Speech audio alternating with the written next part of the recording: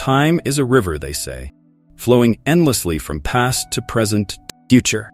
For most, the river is something to be watched, its currents carrying them from one moment to the next, with no control over the speed or direction. But I had always been fascinated by the idea of changing the flow, of stepping outside the river and seeing where it led, or where it began. My name is Ethan Cole, and this is the story of how I discovered that time is not as simple as it seems, and how that discovery led me to the most horrifying experience of my life. I was never a typical young man. While my peers were out living their lives, pursuing careers, relationships, and the mundane thrills of youth, I buried myself in books and theories, obsessed with the mysteries of time. My fascination wasn't just academic, it was deeply personal. My father had been a physicist, one who had dedicated his life to understanding the nature of time, only to disappear under mysterious circumstances when I was 12 years old. He left behind a room full of notebooks, filled with complex equations and cryptic notes, but no clear answer as to where he went or when. After his disappearance, I inherited that room and the burden of his unfinished work. My mother tried to encourage me to pursue more conventional paths, but I couldn't let it go. The idea that my father had discovered something profound, something that had taken him away, consumed me. I spent years poring over his notes, teaching myself the advanced mathematics and physics necessary to understand them. By the time I was 25, I had managed to piece together what I believed was the key to his research: method of time travel. The concept was both simple and impossibly complex. My father had theorized that time was not linear, but could be accessed at any point if one knew the right frequency, a unique vibration that corresponded to different moments in time. He called it temporal resonance. The idea was that if you could tune yourself to the right frequency, you could slip out of the present and into another time, just as easily as tuning a radio to a different station. It took me another 2 years to build the device, a small handheld object that resembled an old-fashioned radio tuner, with a series of dials and switches, could be adjusted with painstaking precision. The science behind it was beyond what I could fully comprehend, but I trusted my father's calculations. I spent months testing the device in small ways, using objects to see if they would disappear and reappear in different states, marking tiny successes that kept me going. Finally, the day came when I felt ready to test it on myself. I had chosen a moment in the near future, just a day ahead, to see if I could safely navigate time. My heart pounded as I sat in my small, cluttered apartment, the device in my hand, took a deep breath and adjusted the dials, feeling a strange vibration in the air around me, like the hum of a distant engine. The room seemed to shimmer, and I felt a sudden, disorienting lurch, as if the ground had shifted beneath me. When the sensation passed, I opened my eyes and found myself still sitting in the same chair, in the same room. For a moment, I thought nothing had happened, that I had failed. But then I noticed the subtle differences. The way the light slanted through the window at a different angle, the slightly wilted flowers in the vase on the table that had been fresh just moments before. I checked my watch and saw that the date had changed. I had done it. I had traveled through time. The thrill of that first successful jump was intoxicating. I spent the next few weeks making small, controlled trips, always staying within a day or two of the present. I documented everything meticulously, noting how different times felt, how they smelled, even how they tasted. Each trip made me bolder, more confident in my abilities. I started pushing the limits, venturing further into the future, first a week, then a month, then a year. Each jump brought new revelations, fascinating, others disturbing. I saw the small ways the world changed. Technology advanced, how people aged, how the news shifted from one crisis to another. But there was something else, too. Something that gnawed at the edges of my consciousness. A sense of wrongness, a feeling that the further I went, the more the world seemed to decay, as if I was peeling back layers of a rotting fruit. It was during one of these longer jumps, 10 years into the future, that I first saw them. I was in my apartment, which looked much the same, though the city outside had changed significantly. The buildings were taller, the streets more crowded, air thicker with pollution. But it wasn't the city that caught my attention, it was the shadows. At first, I thought it was just a trick of the light, but as I watched, I realized there were figures moving in the shadows, just at the edge of my vision. They were humanoid but distorted, like reflections in a funhouse mirror. They moved quickly, darting from one shadow to the next, always just out of sight. My heart raced as I tried to focus on them, but every time I turned my head, they were gone. I told myself it was just my imagination, the stress of time travel playing tricks on my mind. But deep down, I knew better. There was something out there, something watching me, waiting. Despite the growing sense of unease, I couldn't stop. I was driven by a need to know more, to push further into the unknown. I convinced myself that whatever I had seen was harmless, or at least could be dealt with later. I had bigger plans that involved a much larger jump, one that would take me far beyond the safe boundaries I had set for myself. I decided to travel 10,000 years into the future. The idea thrilled and terrified me in equal measure. 10,000 years was an incomprehensible span of time. I had no idea what I would find. If humanity would even still exist, the Earth would still be habitable. But that was the point. I wanted to see the ultimate result of time's passage, to witness the fate of my species, and maybe, just maybe, find some trace of my father. I spent weeks preparing, making sure the device was calibrated perfectly, checking and rechecking my calculations. I stocked up on supplies, food, water, a flashlight, and a weapon, just in case. I wasn't sure what I might encounter, but I wanted to be ready for anything. Finally, the day came.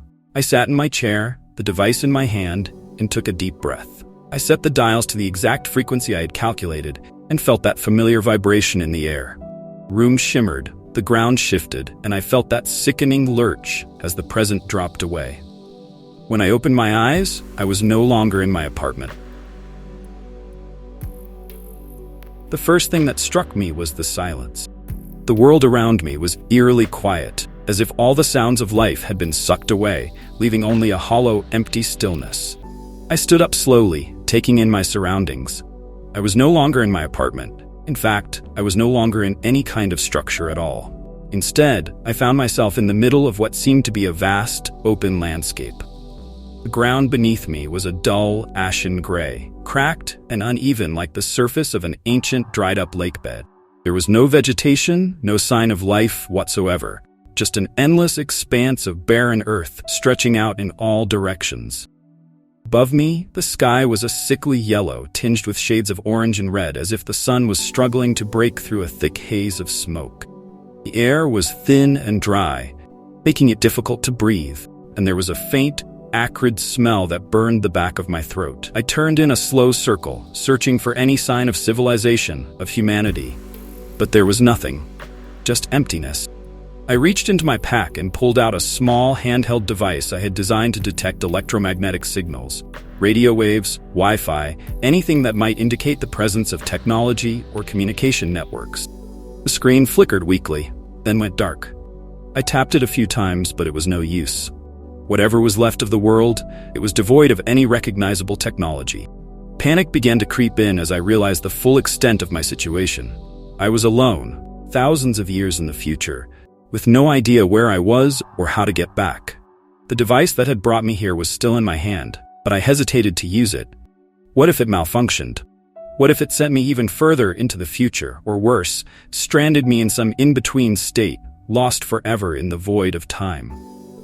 I forced myself to calm down, to think logically. The first step was to explore, to see if I could find any clues about what had happened to the world, and if there was any way to reverse it. I started walking, heading toward a distant rise in the landscape that looked like it might offer a better view of my surroundings. The ground crunched beneath my boots as I walked, the sound unnaturally loud in the oppressive silence. The air grew thicker as I moved, acrid smell intensifying, making my eyes water and my throat burn. I pulled a scarf from my pack and wrapped it around my mouth and nose, but it did little to filter out the stench. Whatever had happened to the world, it had left the atmosphere poisoned and toxic. As I climbed the rise, I noticed something strange about the ground. Small, blackened patches that looked like scorch marks, scattered randomly across the landscape. At first, I thought they might be the remnants of fires, but as I got closer, I realized they were something else entirely. The patches were circular, perfectly uniform, and the ground within them was not just burned, but melted, fused into a glassy surface that reflected the sickly light from the sky. I reached down to touch one, and my fingers recoiled from the intense heat still radiating from the ground, as if whatever had caused these marks had happened only moments before. I looked around, half expecting to see the source of the heat, but the landscape remained empty and desolate. Continuing my climb, I finally reached the top of the rise and stopped dead in my tracks. Below me, spread out across the plain, was a massive field of these scorch marks, stretching as far as the eye could see. That wasn't what made my blood run cold. In the center of the field stood a structure, a tall, spindly tower made of what looked like blackened metal, its surface twisted and warped as if it had been exposed to extreme heat. The tower leaned precariously to one side, as if it could collapse at any moment, but it was the only sign of civilization I had seen since arriving. I hesitated for a moment, then started down the slope toward the tower.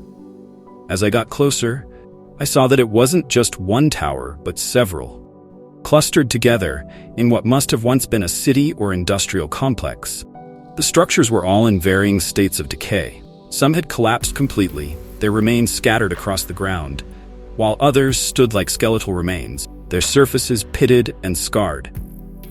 When I reached the base of the nearest tower, I saw that it was even more massive up close, surface covered in strange symbols and markings that were unfamiliar to me. The metal was warm to the touch, vibrating faintly with some residual energy. I walked around the base, searching for an entrance or some way to get inside, but found nothing. The tower seemed completely sealed off, as if whatever had been inside was long gone. I was about to move on when I heard it. Faint, high-pitched whine, barely audible over the silence. I froze, straining to listen, and there it was again, coming from somewhere above me. I looked up, squinting against the glare of the sickly sky, and saw a small, dark shape moving slowly toward the tower. At first, I thought it might be some kind of drone or aircraft, but as it got closer, I realized it was something much worse. It was a creature, unlike anything I had ever seen before. Body was long and thin, almost serpentine, with dozens of spindly legs that twitched and jerked as it moved.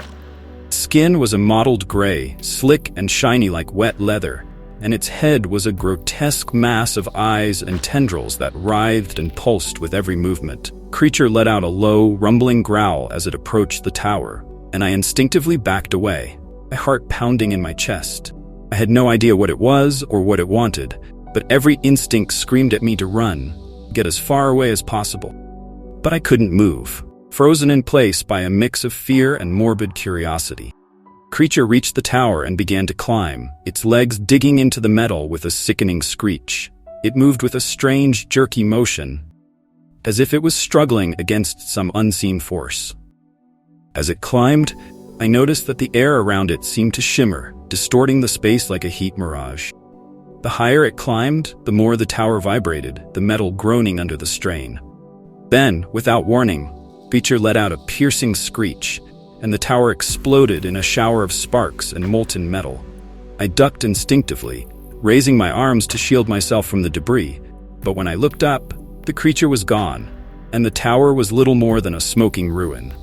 I stood there in shock, trying to process what I had just witnessed. Whatever that creature was, it had been powerful enough to destroy the tower with ease. And there was no telling how many more like it might be out there. I knew then that I had made a terrible mistake. The future I had traveled to was not a place of wonder or discovery.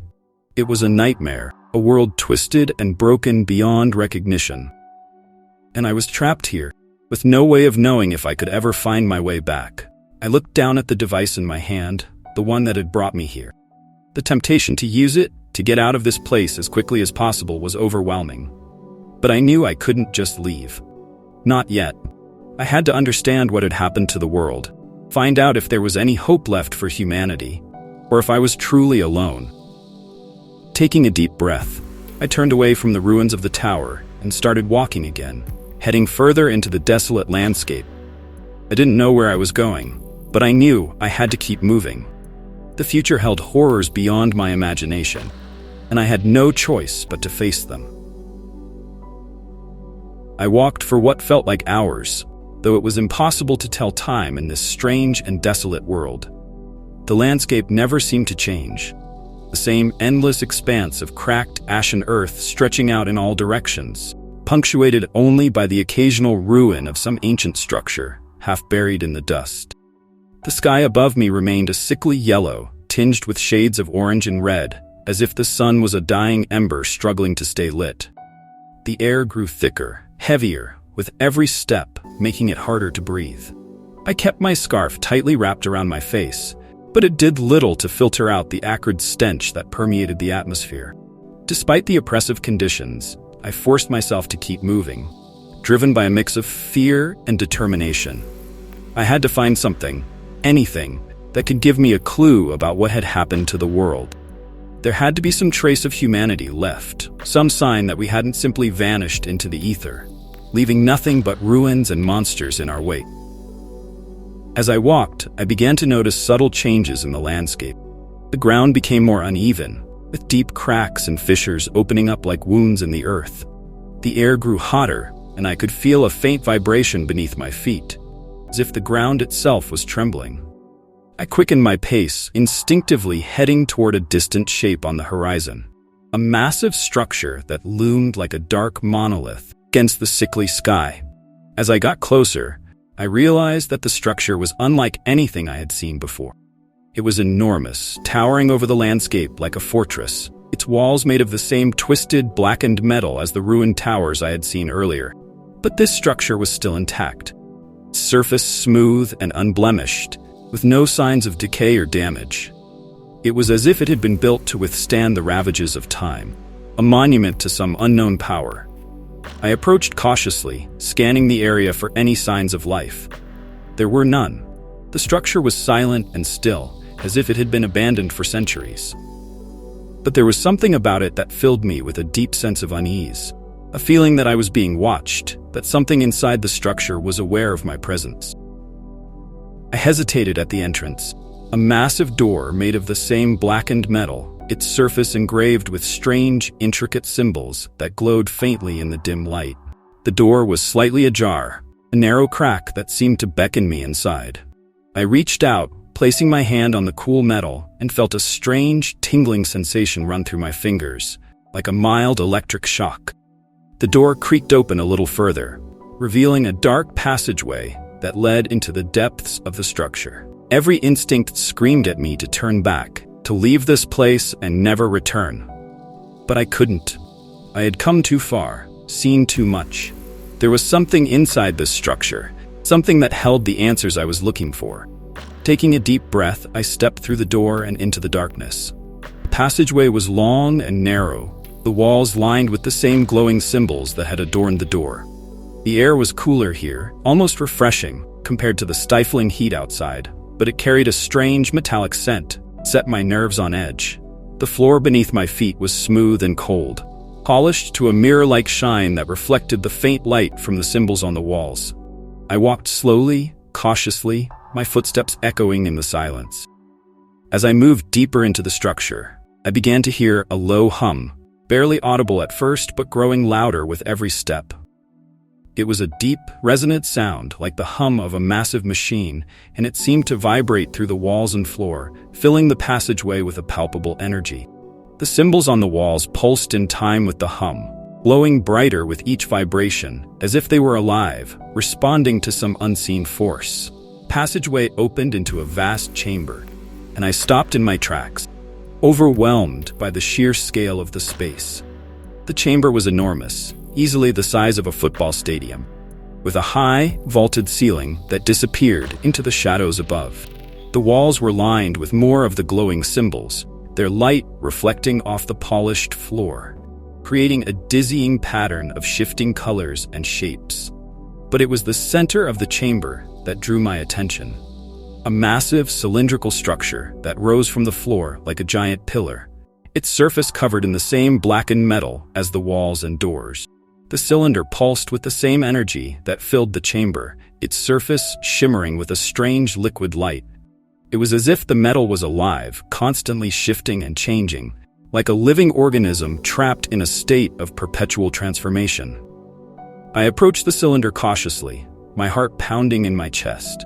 As I got closer, I could see that the surface was not solid, but made up of countless tiny, interconnected panels that moved and shifted in a complex, intricate dance. The hum grew louder, vibrating through the floor and into my bones, filling my head with a strange, almost hypnotic rhythm. I reached out, my hand trembling, and touched the surface of the cylinder. The panels shifted under my fingers, rearranging themselves into a new pattern, and I felt a jolt of energy surge through my body. The hum intensified, and for a moment I was overwhelmed by a flood of images. Flashes of light, distorted shapes, and distant, echoing voices that I couldn't understand. The sensation was overwhelming, like being submerged in a sea of raw data, my mind struggling to process the information being forced into it. Then, as suddenly as it had started, the flood of images stopped, and I was left standing there, gasping for breath, my hand still pressed against the cylinder. The surface had returned to its previous state, the panels shifting and pulsing with their strange, liquid light. But something had changed. I could feel it, a subtle shift in the atmosphere, a new presence in the chamber, watching me. I turned slowly, my eyes scanning the shadows, and saw them, figures moving at the edge of the chamber, just beyond the reach of the light. They were tall, impossibly tall, their bodies elongated and thin, their limbs unnaturally long and spindly. Their skin was the same mottled gray as the creature I had seen outside, slick and shiny like wet leather. And their heads were grotesque masses of eyes and tendrils that writhed and pulsed as they moved. There were dozens of them, moving silently through the shadows, circling the chamber like predators stalking their prey. My heart raced as I backed away, but there was nowhere to go.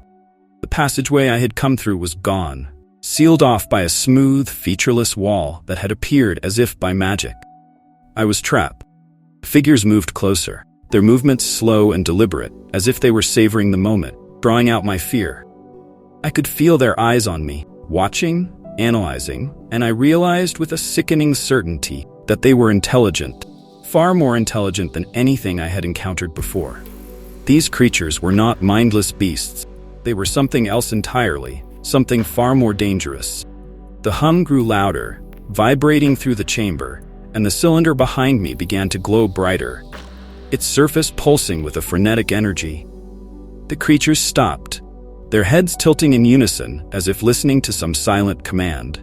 Then, one by one, they began to kneel, lowering their twisted forms to the ground in a grotesque display of submission.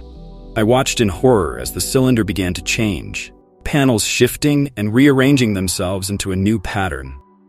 The liquid light flowed like molten metal, coalescing into a single, blinding point at the center of the structure.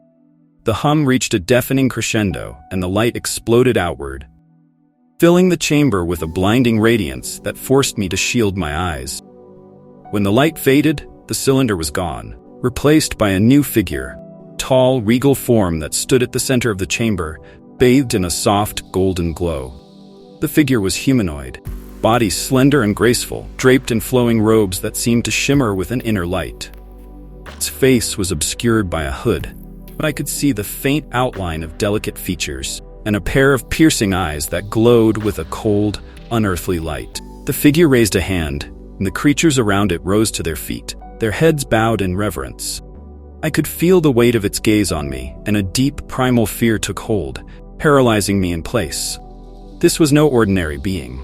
This was something far beyond my understanding, something ancient and powerful, a force that had existed long before humanity and would continue long after we were gone.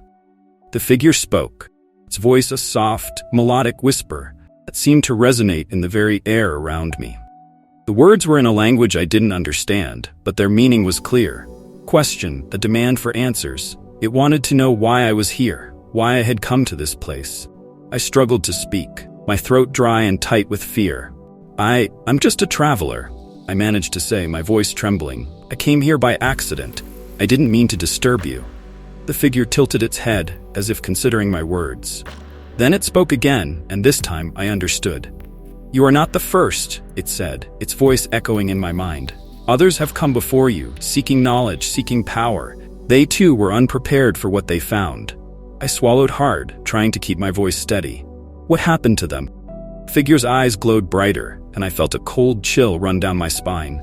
They became part of the whole. They joined the cycle, as all things must. The creatures around the figure began to move again, closing in on me with slow, deliberate steps. I backed away, my heart pounding in my chest, but there was nowhere to go. The walls of the chamber seemed to close in around me, the air growing thick and heavy, as if the very structure of reality was bending to the figure's will. Desperation took hold, and I reached for the device in my pocket, fumbling with the dials as the creatures drew closer. I had no idea if it would work, no idea where it might send me, but I knew I couldn't stay here. I had to get out, had to escape before it was too late. The device hummed to life in my hand, and the air around me began to shimmer, the ground shifting beneath my feet. The figure raised a hand, and the creatures stopped, their heads tilting in unison as if sensing the change. I felt a sudden lurch, and the chamber dissolved around me, the light fading to darkness as I was pulled away, back into the river of time. For a moment I felt nothing. No light, no sound, just a vast, empty void. Then, slowly, the world began to take shape around me, and I found myself standing on solid ground once more. The air was cool and fresh, the sky above me a clear pale blue, and the ground beneath my feet was covered in soft green grass. I had escaped, but I knew I wasn't safe. I could still feel the figure's gaze on me, could still hear its voice in my mind, a whisper that echoed through the depths of my consciousness. You cannot escape the cycle. That it is eternal, unchanging. You are part of it now, as we all are. I looked around, trying to get my bearing. I was in a field, surrounded by rolling hills and distant mountains. The world was peaceful, serene, a stark contrast to the nightmarish landscape I had just left behind. But I knew better than to trust appearances. Figure's words echoed in my mind, constant reminder that I was still in danger, still part of something far beyond my understanding. I had to keep moving, had to find a way to break free from the cycle before it consumed me. But I didn't know where to go, didn't know if there was anywhere left to run.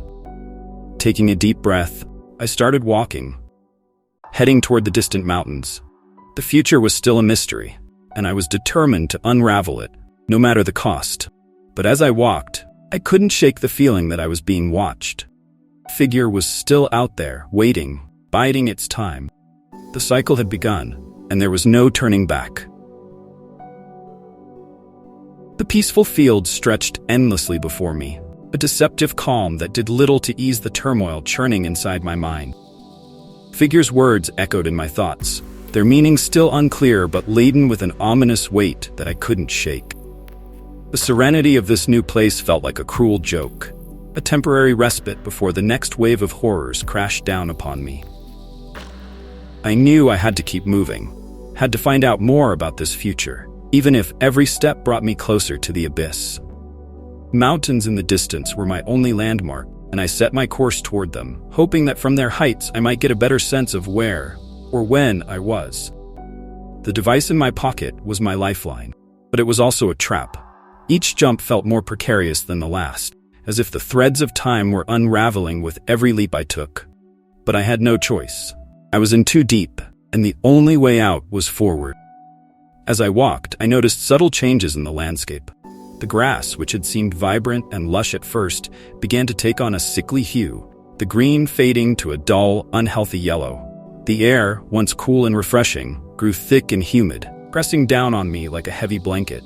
The sky, so clear and blue just moments before, became hazy, with dark clouds gathering on the horizon. I quickened my pace, unease gnawing at the edges of my mind. Something was wrong, terribly wrong, but I couldn't put my finger on what it was. The world around me felt off, as if it was in a state of flux, caught between two realities. The mountains that had seemed so close now appeared distant, almost unreachable, as if the landscape itself was stretching out, pulling away from me. I pressed on, determined to reach the mountains, but the ground beneath my feet began to change. The soft grass gave way to hard, cracked earth, the same ashen gray surface I had encountered in the desolate wasteland. Deep fissures opened up in the ground, some wide enough to swallow a man whole, and I had to be careful where I stepped, each misstep a potential fall into the unknown. Then, as I crested a small rise, I saw it, an enormous structure in the distance. its shape unmistakable even from this far away. It was another tower, taller and more imposing than the ones I had seen before, its dark surface gleaming ominously under the dim light of the cloud-covered sky. But this tower was different. It wasn't just a solitary structure standing alone in the wasteland. It was surrounded by other buildings, a sprawling complex that looked like a city of some kind. My heart skipped a beat at the sight. A city meant people, survivors, maybe even a civilization that had managed to endure whatever catastrophe had befallen the world. But as I drew closer, my hope began to wane. The city was not alive. It was a tomb, a relic of a past long gone. The buildings were crumbling, their walls covered in dark, twisted vines that seemed to pulse with a life of their own. The streets were empty, choked with debris and the remnants of what might once have been vehicles, now little more than rusted hulks. The silence was oppressive, broken only by the faint rustling of the vines as they slithered along the ground, their movements slow and deliberate, as if they were searching for something or someone. I kept my distance, skirting the edges of the city, but I couldn't shake the feeling that I was being watched, that unseen eyes were tracking my every move. As I navigated the ruins, I caught glimpses of what had once been a thriving metropolis. There were remnants of signs, their text faded and unreadable, and the occasional broken screen that flickered weakly with static. But there was no sign of life, no indication that anyone had survived the devastation that had ravaged this place. The city was a graveyard, and I was the only living thing within its boundary. I was about to turn back, to leave the city behind, and continue my search elsewhere, when I saw something that made my blood run cold. In the center of the city, rising up from the rubble like a dark monolith, was a statue, an enormous, grotesque figure, carved from black stone. It was humanoid in shape, but twisted and distorted, its limbs elongated and its face a mass of writhing tendrils, eerily similar to the creatures I had encountered before. The statue's eyes were hollow sockets, but I could feel them staring into me, piercing through my defenses with a malevolent intensity. I approached the statue slowly, every step heavy with dread. There was something about it, something familiar, that I couldn't quite place. As I got closer, I saw that the base of the statue was covered in symbols, intricate carvings that glowed faintly with the same liquid light I had seen in the other structures. The symbols seemed to shift and change as I looked at them, their meaning elusive but tantalizingly close. Then it hit me, a sudden, horrifying realization that sent a chill down my spine. The statue wasn't just a random piece of art or a monument to some ancient deity. It was a representation of the creatures that now roamed this world, the beings that had once been human but had transformed into something else, something monstrous. And the symbols weren't just decorations. They were a language, a record of what had happened here. My heart raced as I studied the carvings, trying to make sense of them. The images were chaotic, disjointed, but I could piece together fragments of a story.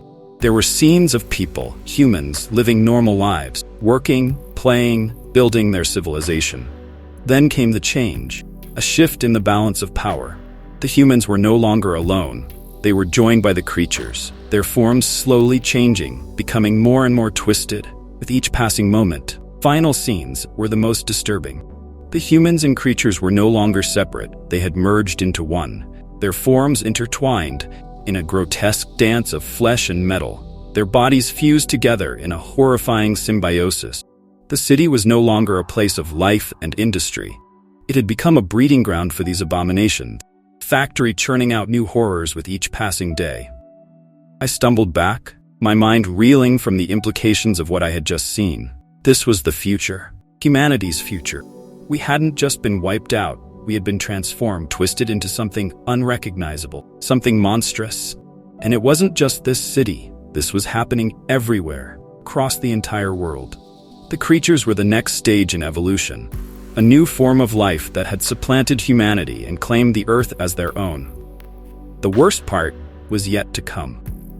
As I backed away from the statue, I heard a sound, a low, guttural growl that sent a shiver of terror down my spine. I turned slowly, my breath catching in my throat, and saw them.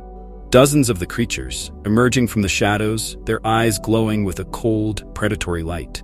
They moved slowly, deliberately, their tendrils writhing as they closed in on me. I was trapped, surrounded on all sides by these abominations. My heart pounded in my chest as I fumbled for the device in my pocket, my fingers trembling with fear. But before I could activate it, one of the creatures lunged at me, its tendrils wrapping around my arm with a crushing grip. I cried out in pain as the tendrils tightened, the creature's eyes locking onto mine with a malevolent gaze.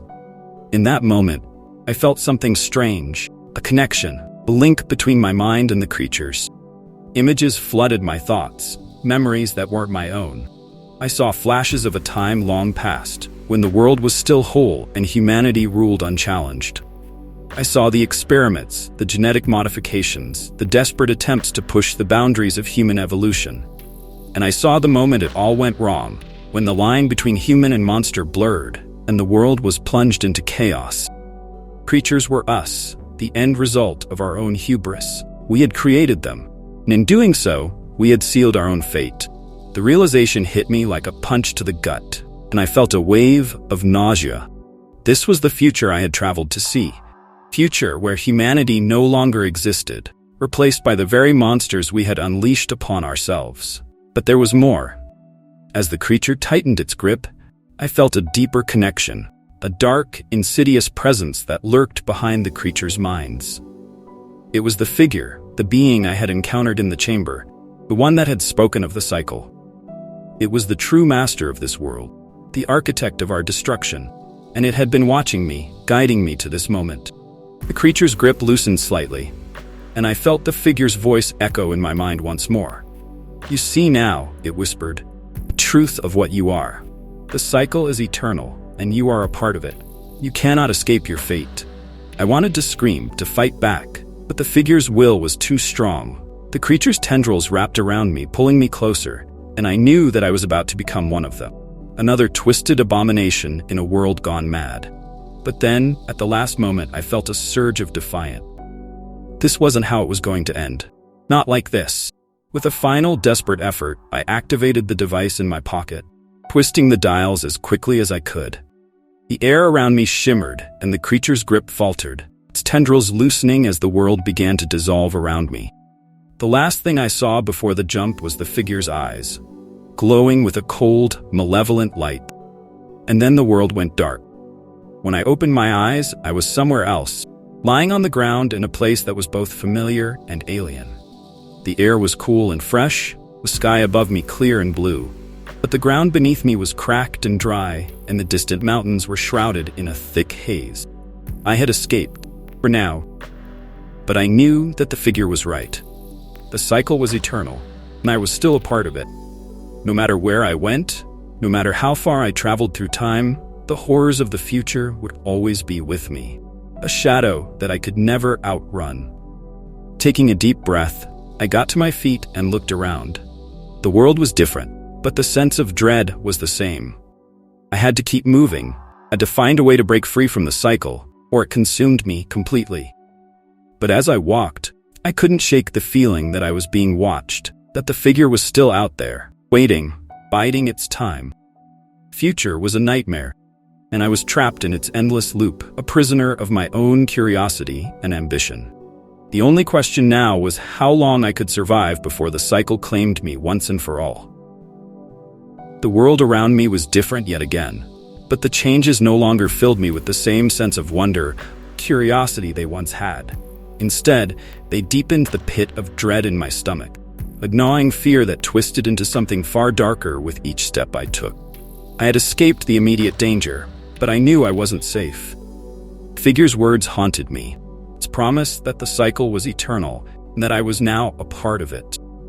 No matter where or when I went, it was out there, waiting for me.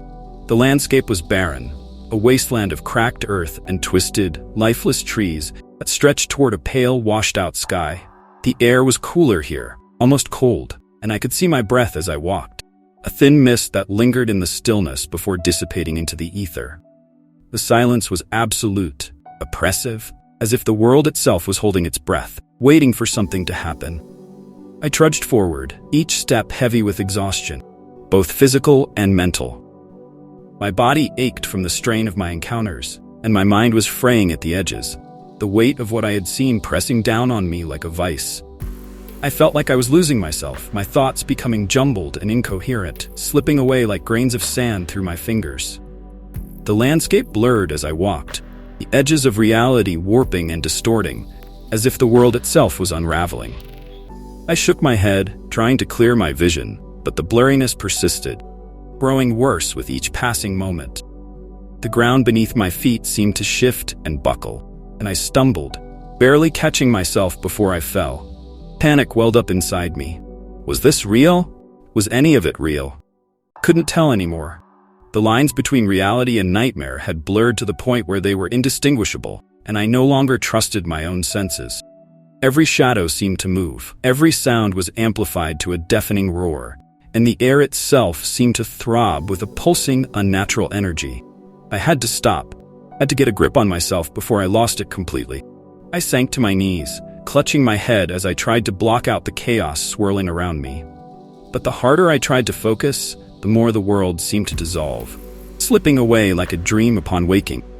The ground beneath me felt like it was melting, the sky above me rippling like water, and the voices, oh God, the voices, echoed in my mind, a cacophony of whispers that I couldn't understand but that filled me with an overwhelming sense of dread. I squeezed my eyes shut, rocking back and forth as I tried to anchor myself in the present to find something solid to hold on to.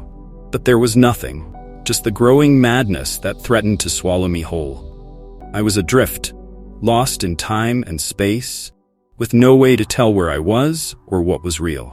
Then through the chaos I heard it, the voice, not the figure's voice but another, softer, more familiar, my father's voice. "Ethan," it whispered, so close I could almost feel his breath on my ear. "Ethan, you have to listen to me." I opened my eyes, blinking rapidly as I tried to focus. The world around me was still warped and distorted, but there, standing before me, was the image of my father, just as I remembered him. His face was kind, his eyes filled with concern, and he reached out a hand to me, as if to offer comfort. "Dad?" My voice was a choked whisper, barely audible over the roaring in my ears. "Is it really you?" He nodded, his expression grave. "Yes, Ethan, it's me. I've been watching you, trying to reach you. You've gone too far, son. You have to stop before it's too late." I wanted to believe him, wanted so desperately to believe that this was real, that my father had somehow found a way to reach me across the vast chasm of time. But a part of me, a part that still clung to reason, screamed that this was another trick, another illusion conjured by the madness that had taken hold of me. "You're not real," I said, my voice trembling. "You're just a hallucination, a figment of my imagination." My father's expression softened, and he knelt beside me, placing a gentle hand on my shoulder. The touch was warm, solid, so real that I almost broke down right there, the flood of emotions overwhelming me. "Ethan, listen to me," he said, his voice calm and soothing. "I know you're scared. I know you're confused, but you have to trust me. You have to let go of this obsession. It's destroying you. If you don't stop, it will consume you completely." Tears welled up in my eyes and I shook my head, my breath hitching in my chest. "But I have to know, Dad. I have to understand what happened to you. What happened to the world?" He sighed, his hand tightening on my shoulder. "I know, son. I know, but some things aren't meant to be understood. Some knowledge is too dangerous, too destructive. That's why I left, Ethan. I had to, for your sake, for everyone's sake." I looked into his eyes, searching for the truth, for some sign that this wasn't just another cruel trick. But all I saw was love, concern, the same look he had always given me when I was a child and needed reassurance. "I don't know what to do," I whispered, my voice breaking. "I don't know how to get back." He smiled, a sad, knowing smile that tore at my heart. "You've always known the way back, Ethan. You just have to let go. Let go of the fear, the need to control, the obsession with the past and the future. Focus on the present, on what's real. That's the only way you'll find your way home." I wanted to believe him, wanted to follow his advice and let go of the nightmare that had consumed my life. But it wasn't that simple. Figure, creatures, the horrors I had witnessed, they were all real, weren't they? How could I just let them go? Before I could ask, the world around me began to ripple again, the image of my father flickering like a faulty projection. His expression grew pained, and he squeezed my shoulder one last time before fading into the ether, his voice a faint echo in my mind. "Remember, Ethan. Let go." And then he was gone. And I was alone once more. I stood up slowly, the ground beneath me solidifying as the world returned to some semblance of normalcy. The sky was still pale and washed out, the air still cold and lifeless, but the distortion was gone, and I could see clearly again. Something had changed. My father's words lingered in my mind, a quiet reminder of the path I had to take. "Let go," he had said. "Focus on the present." I took a deep breath, steadying myself as I looked around. The landscape was still barren, but there was something different about it now. Without thinking, I started walking, my steps slow and deliberate. The path was narrow, barely more than a strip of cracked earth, but it was clear, and it gave me a sense of direction, purpose. I didn't know where it led, but it was better than wandering aimlessly through the void. As I walked, I focused on the present. In each step I took, the feel of the ground beneath my feet, the rhythm of my breathing. I let go of the fear, the uncertainty, the nagging doubts that had plagued me for so long. I couldn't change the past, and the future was beyond my control. All I had was the present, this moment, and I clung to it with everything I had. The path led me through the wasteland, winding between jagged rocks and twisted barren trees. The air grew colder, but I didn't mind. It was a clean, refreshing cold, stark contrast to the suffocating heat and stench I had endured before. The mountains grew closer, their peaks shrouded in mist, but I could see the outline of a structure nestled among them, a small building or outpost of some kind. Hope flickered in my chest, a small fragile thing that I dared not let grow too strong. But it was there, and it kept me moving forward, kept me from falling back into the darkness that had threatened to consume me. As I approached the building, I noticed that it was in surprisingly good condition. Walls sturdy and unmarked by the decay that had ravaged the city I had left behind. It was small, almost modest, with a single door and a few narrow windows. A thin trail of smoke rose from a chimney, and I could hear the faint sound of voices from within. I hesitated at the door, my hand hovering over the handle. Was this real? Could it be? After everything I had seen, everything I had experienced, could there really be other people here? Refuge from the nightmare? Took a deep breath and pushed the door open. Inside, the building was warm and inviting, a stark contrast to the cold, barren world outside. Fire crackled in a stone hearth, casting a warm glow across the room.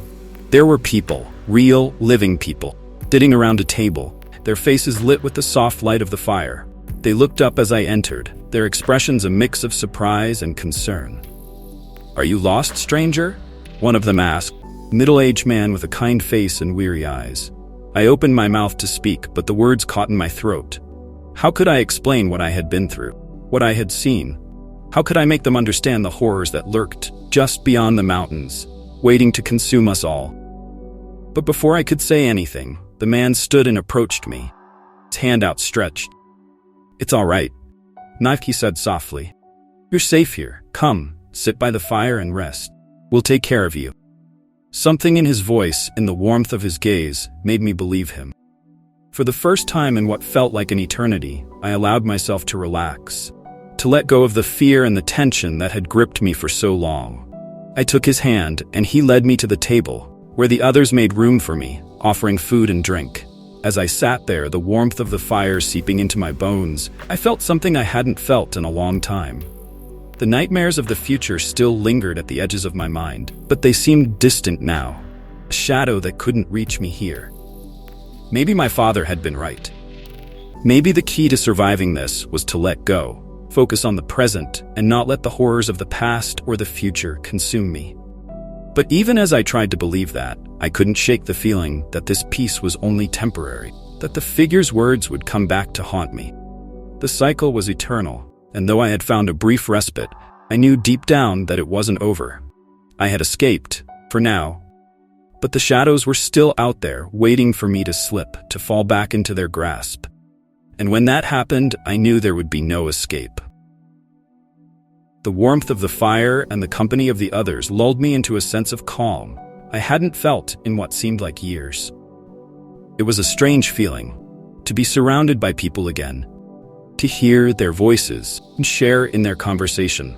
For a while, I allowed myself to relax, to let go of the fear and tension that had been my constant companion since I first ventured into the future. The others were kind, asking me few questions, content to let me sit and recover from whatever ordeal they assumed I had been through. The middle-aged man who had welcomed me introduced himself as Marcus, and the others as members of a small, isolated community that had managed to survive the devastation outside. They were cautious in their words, careful not to reveal too much, but they assured me that I was safe here, that this place was a refuge. I wanted to believe them. I wanted to let myself sink into the comfort of their words, to believe that I had finally found a place where the nightmares couldn't reach me. But a part of me, wounded, wary, and scarred by what I had seen, refused to let go completely. Figure's voice still echoed in my mind, constant reminder that the cycle was not something easily escaped. After some time, Marcus invited me to stay the night. He led me to a small room at the back of the building, simple but comfortable, with a bed, chair, and a small window that looked out onto the dark, quiet night. I thanked him, and he left me alone, closing the door softly behind him. I sat on the edge of the bed, staring at the floor, my thoughts a tangled mess. The room was peaceful, a stark contrast to the chaos and horror I had faced outside, but I couldn't shake the feeling that something was wrong. This peace was a facade. The room seemed too perfect, too serene, as if it had been designed to make me lower my guard. I stood up and began to pace, four walls of the room closing in on me. My heart pounded in my chest, a sense of unease growing with every passing moment. I went to the window and looked out, hoping to catch a glimpse of something, anything, would reassure me. The night outside was thick with darkness, the landscape hidden by a blanket of impenetrable shadow. Then, as I turned back to the room, I saw it. A small, barely noticeable detail that sent a chill down my spine.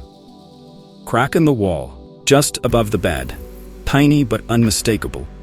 It was the same kind of crack I had seen in the landscape outside, the same kind of fissure that had appeared before the world began to warp and twist around me. I froze, my breath catching in my throat. Crack seemed to pulse with a faint, sickly light, the same light that had accompanied the figure and the creatures in the ruined city. It was a tiny thing, barely a hairline fracture, but it felt like a doorway, thin barrier between me and the nightmare I had been trying to escape. Without thinking, I reached out to touch it, my fingers trembling. The moment my skin made contact with the wall, a wave of nausea washed over me, and the room seemed to tilt, the floor buckling beneath my feet. The walls shimmered, the crack widening, and I felt the ground lurch as if the entire building was being pulled into a vortex. I stumbled back, my head spinning, and the room dissolved around me. The warmth, the comfort, the peace, they were all gone, replaced by a cold, dark void that swallowed me whole. I was falling, tumbling through the darkness, the air rushing past me as I plummeted deeper and deeper into the abyss. And then, just as suddenly as it had begun, fall stopped. I hit the ground hard, the impact jarring every bone in my body. I lay there for a moment, gasping for breath, my mind struggling to process what had just happened. The darkness pressed in around me, thick and suffocating, and I could hear the faint sound of whispers, chorus of voices that seemed to come from all directions at once. Slowly, painfully, pushed myself to my feet. The ground beneath me was uneven, shifting under my weight, and the air was thick with the stench of decay. My eyes adjusted to the darkness, and I realized I was standing in a vast open space, the walls of which were barely visible in the dim, flickering light.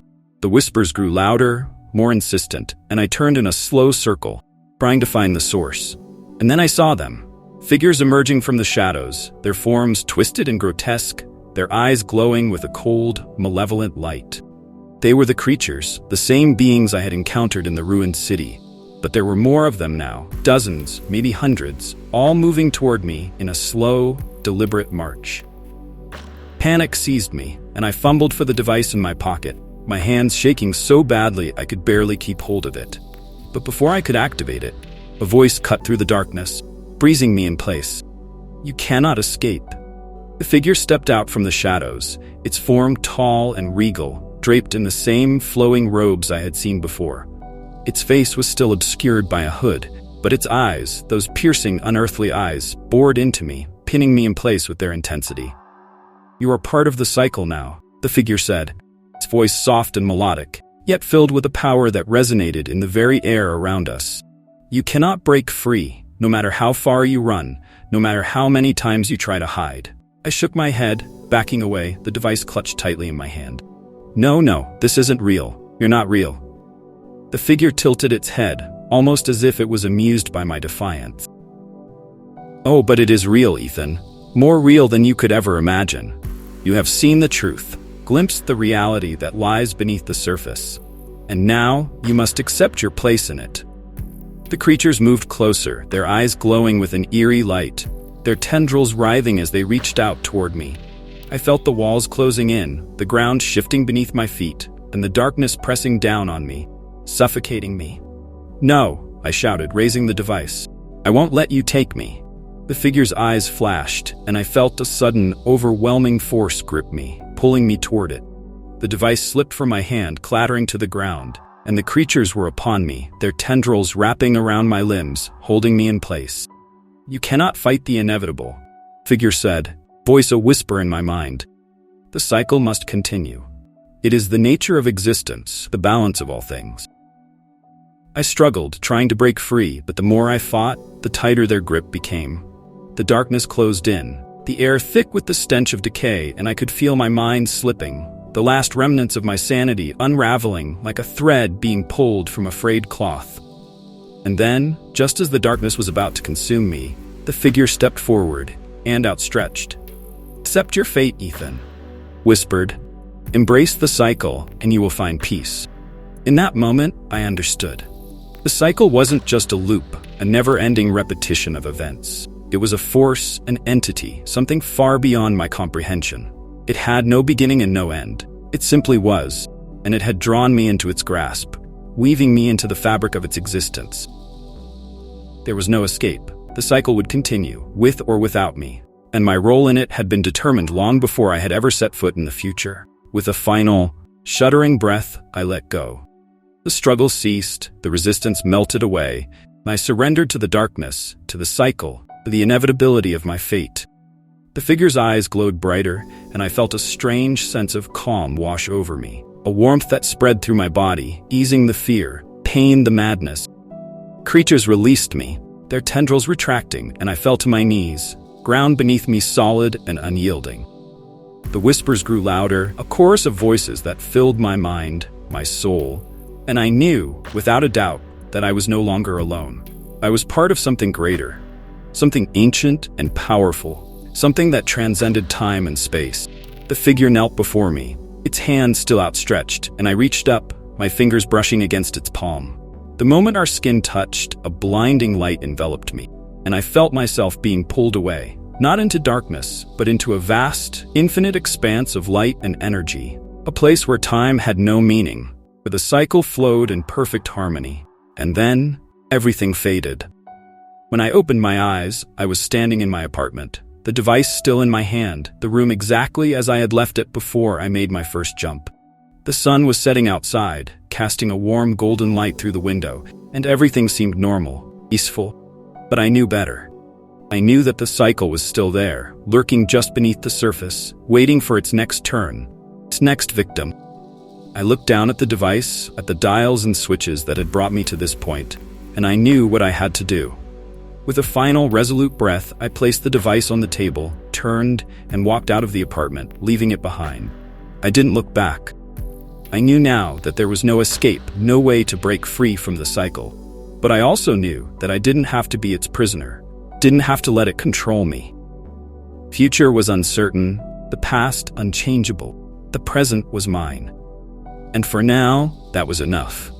The cycle would continue, with or without me, but I would live my life on my own terms, free from the fear that had haunted me for so long. I stepped out into the street, cool evening air washing over me, and for the first time in what felt like an eternity, I felt at peace. The cycle would wait, and so would I.